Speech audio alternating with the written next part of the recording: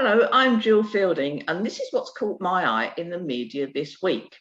There's been an announcement by Klarna that you can buy now and pay now when you purchase items. Now, who knew?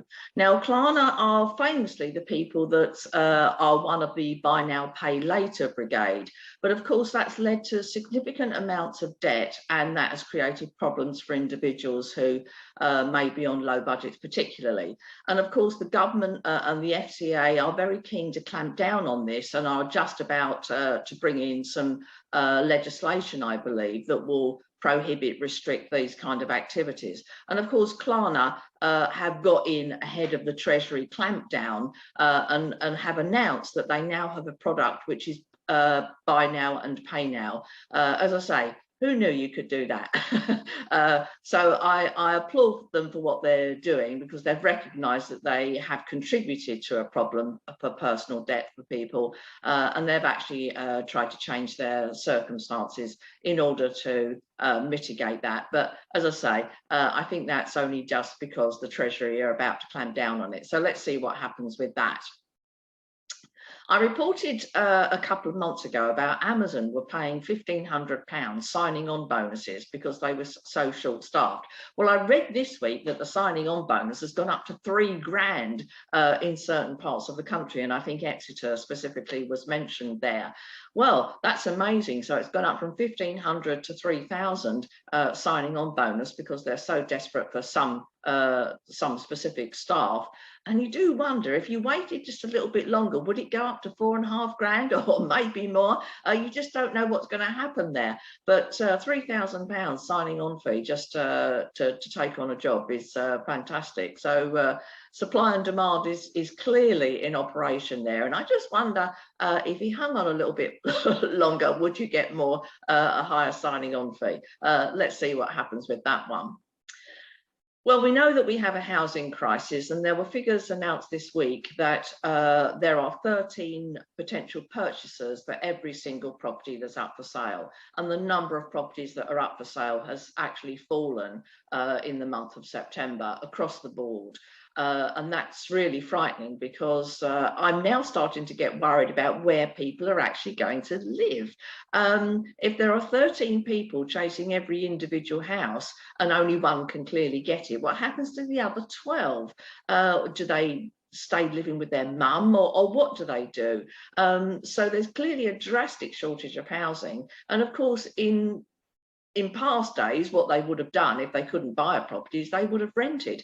But actually renting a property is equally as difficult, if not more so. And we've heard terrible stories about with buying, people paying thousands, if not hundreds of thousands of pounds just to put in an offer on a property that they might not have even seen.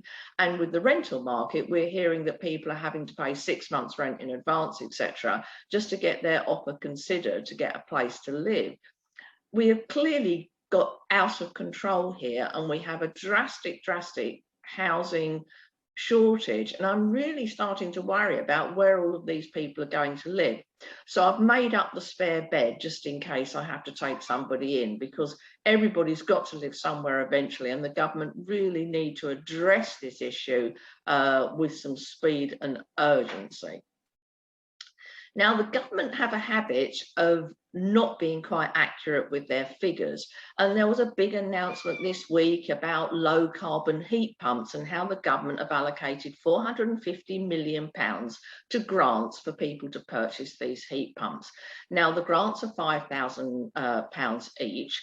Now, I'm an accountant and a mathematician, but you don't have to be terribly smart with numbers to work out that at £5,000 a go, £450 million only supports 90,000 low carbon heat pumps.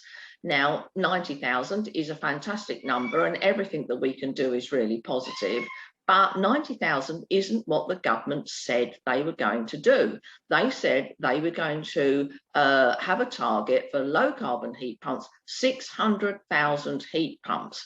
Now 90,000 isn't 600,000, and in any case we have 28 million households, I think, in the UK. So what's going to happen to the other people that are not part of the 60,000? It just, the policy just doesn't make sense to me mathematically, and I do wish somebody in the government or the Treasury Department could learn to add up properly, or divide or multiply. They do exactly the same with housing. They say we're going to provide 300,000 new houses a year, and then they allocate a budget which only provides 5,600, as they've done recently with the Brownfield Sites Initiative. And I just think, why doesn't somebody learn to do some basic maths? You know, there's a 7-year-old round the corner that could teach them how to do this stuff. And it really does annoy me that they issue these policies without the underlying facts and figures actually stacking up. It's hugely disappointing. Then one thing that made me laugh when I read it this week, there was a headline on one of the internet news sites which said, "Everybody in my WhatsApp group is a virologist." And of course, this statement was made by a virologist. And it's just evidence that we circulate and connect with people that are like us and do what we do. And of course, if you're brought up in a household where the parents, your siblings, and maybe friends are all virologists, then you've got much more chance of becoming a virologist yourself, because you can see the path to successful achievement there. And it made me think about, you could actually be strategically proactive with this. And if you want to be a virologist, then join groups with other virologists in it, and your path to becoming successful there will be easier. And of course, we know the exact same thing happens with wealth creation and money.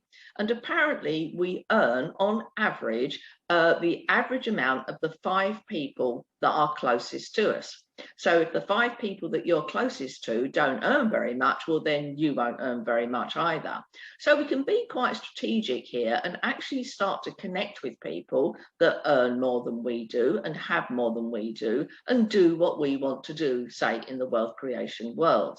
And of course, by doing so, by association and connection and stimulus, we will become more successful financially. And of course, once you've reached the average of the new group, well, then maybe you go up to another group which earns even more, and on you go. Now, I'm not saying you've got to ditch the connection with your childhood best friend from school, but maybe think about making some connections with people that are successfully doing and achieving what you want to do, and you're much more likely to achieve it. I hope you have a good week and keep safe.